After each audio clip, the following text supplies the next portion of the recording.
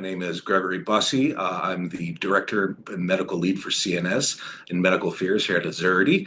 I have a doctorate in psychology. I've specialized in psychopharmacology and behavioral neuroscience, and I've been around the block. I've been in academia, FDA, and now roles in industry. So let's start with what the indications for Arynta are. So Arynta is Lisdexamfetamine ready-to-use oral solution.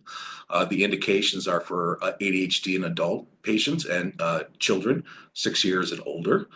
We also have an indication for moderate to severe binge eating disorder. Lisdexamfetamine is a prodrug stimulant. It's a class 2 scheduled drug. All stimulants for use to treat ADHD are class 2 stimulant drugs. Or scheduled drugs, sorry. So there are other stimulant oral solutions out there and formulations that are easy mixed into oral solutions, but this is the only FDA-approved oral solution of Lisdex. So when you try and measure the potential benefit from various stimulant medication options out there, we have to evaluate what the treatment goals of the patient are. And we look at this from a few levels. First, not all stimulants are created equal, so they have different pharmacokinetic profiles. Some are immediate release, so you may dose 2 or 3 times a day. Some are long acting, where you may dose 1 time a day. There are different neuropharmacological profiles, so differential receptor binding. They may work on this receptor more preferentially than that receptor.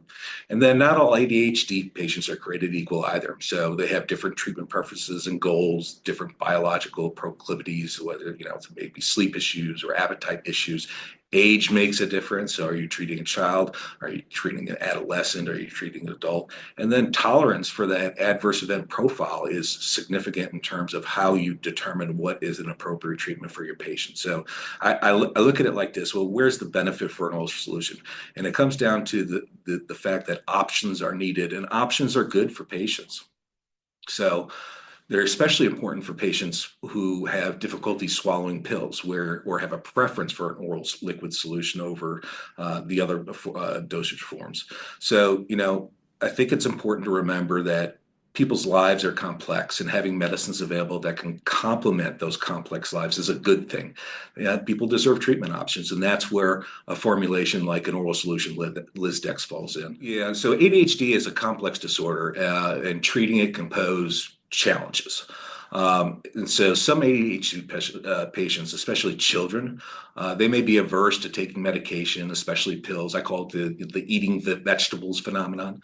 This can be a learned behavior, but it also can be unlearned, which takes time and effort. And so liquid formulations can sometimes benefit clinicians and the patient by bridging that aversiveness to taking pills and still being able to treat the disorder.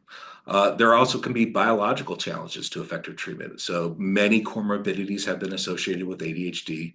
The prevalence of these comorbidities are going to vary by age, sex, et cetera. So some patients have sensory difficulties, right? So swallowing pills, just kind of, they're not comfortable with it. Some patients have conduct difficulties, right? And so it may be combative at medication time. Some people have mood difficulties. Some people have anxiety difficulties. All of these can present barriers to treatment, optimization, and adherence. So when you have an oral liquid version of a medication, and if it's determined by the HCP and the patient and the caregiver to be appropriate for the patient, you're able to kind of reduce those barriers. Again, we're talking about options, especially for those patients who have difficulty swallowing pills or prefer an oral liquid solution. So when you're dealing with those complex patients, you have to take all of these things into account in terms of determining what is the best treatment for your patient.